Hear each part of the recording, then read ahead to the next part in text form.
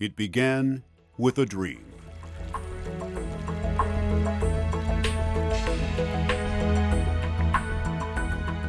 In the mid-1700s, the French recognized the importance of a navigable passageway between the Tombigbee and Tennessee rivers that would help settle the Tennessee Valley. This dream to build such a connecting waterway, now called the Tenn-Tom, endured nearly 250 years of turbulent history. The United States experienced territorial domination by 3 European powers, the ravages of a civil war, 2 world wars, and the Great Depression before the Tenn-Tom became a reality.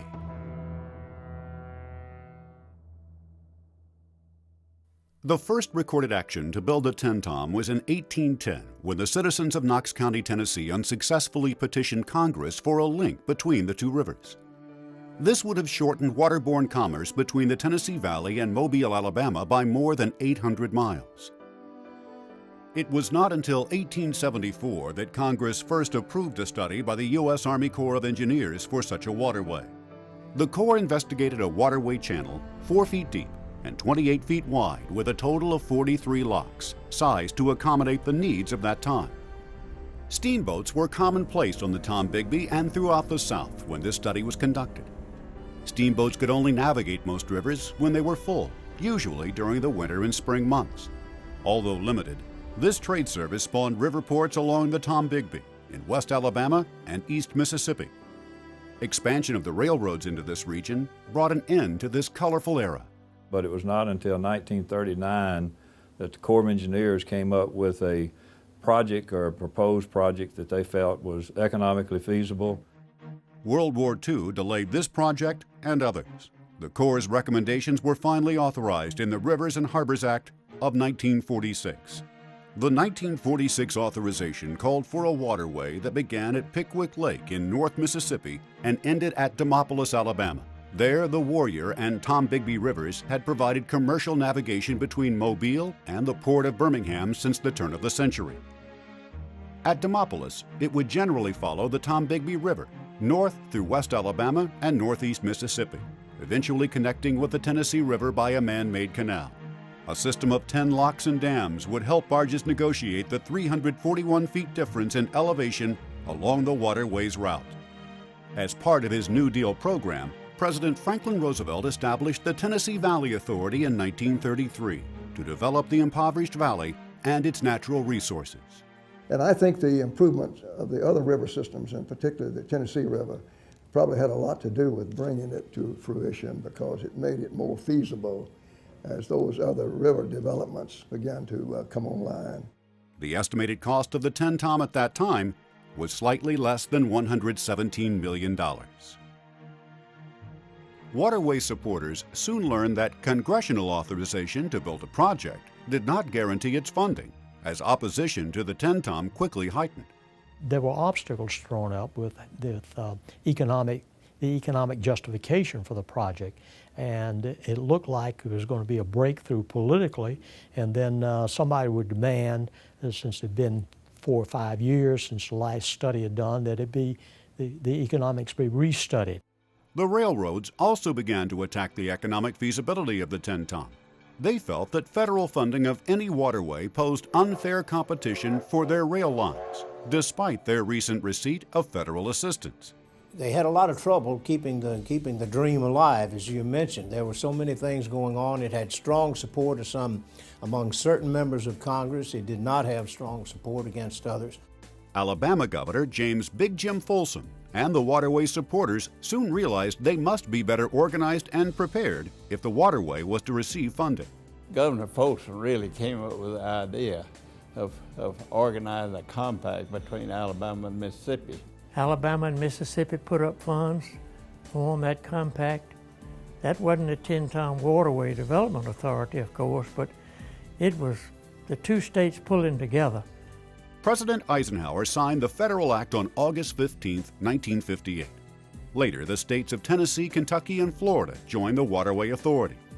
That's what the authority was for, to lobby, to get the money to build the waterway and to keep the idea going. And I thought the authority was the difference, perhaps, and getting the waterway finished. As its administrator, Glover Wilkins was most effective in organizing and maintaining a broad coalition of grassroots interests and bipartisan political support for the waterway.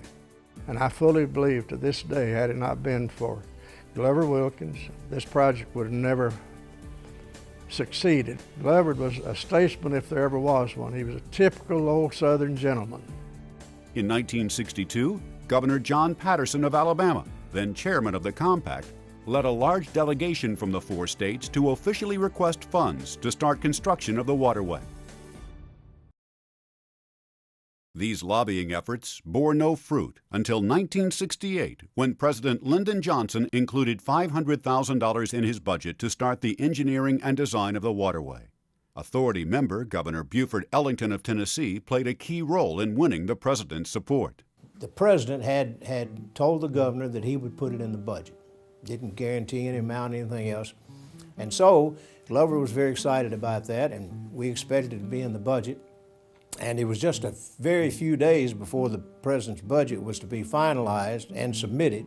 We came back in, it was late at night, and as we often did in the residence, he liked to have a bowl of cereal beforehand, and he said, let's go back and have a bowl of cereal. And we were sitting there having a bowl of cereal and talking about things, and the security man, the trooper, came in and said, Hudley, you've got a call from a Mr. Wilkins. Now, it was about midnight, Central Standard Time. Got up from the table, went over and picked up the phone, and Glover was very, very upset, and he was nervous, and he said, we're not in the budget, we're not in the budget. So I said, well, let me call you back. So I walked back in and told the governor. He said, well, it's going to be in there. He said, in fact, I'm just going to call him right now. It's 1 o'clock in Washington, D.C., 1 a.m., okay? And this is the way they operated. If the president wanted to talk to the governor, he just called. And if the governor wanted to talk to the president, he just called. He just pick up, dial the switchboard operators. They all knew him and all liked him, and that was it. And I said, well, you know, he might be asleep. No, he won't be asleep because I'll wake him up. At 1 o'clock in the morning, Washington, D.C. time, he gets the President of the United States on the phone and said, you told me we'd have this Tom Bigby waterway in the budget, and it's not there. And I'm not sure what the President said, and not sure he'd want to repeat it anyway, whatever it was, but this is a true story. He said, you send somebody up here tomorrow. You send somebody up here, and it will be in the budget. Congressman Jack Edwards of Mobile helped convince the Nixon administration of the importance of funding construction of the Tenn-Tom. I was still a young congressman, and at the time that Nixon came in, President Johnson, through his budgets, had proposed, and the Congress had funded all of the pre-construction work. I mean, it was ready when Nixon came in. It was ready to be in construction. Nixon was probably playing his Southern strategy when we got him to put this money in. The president was the featured speaker at the groundbreaking ceremonies in Mobile on May 25, 1971. The platform, full of other dignitaries, included Governor George Wallace, and several thousand enthusiastic Tenn-Tom supporters attended the event. The dream had passed a major milestone.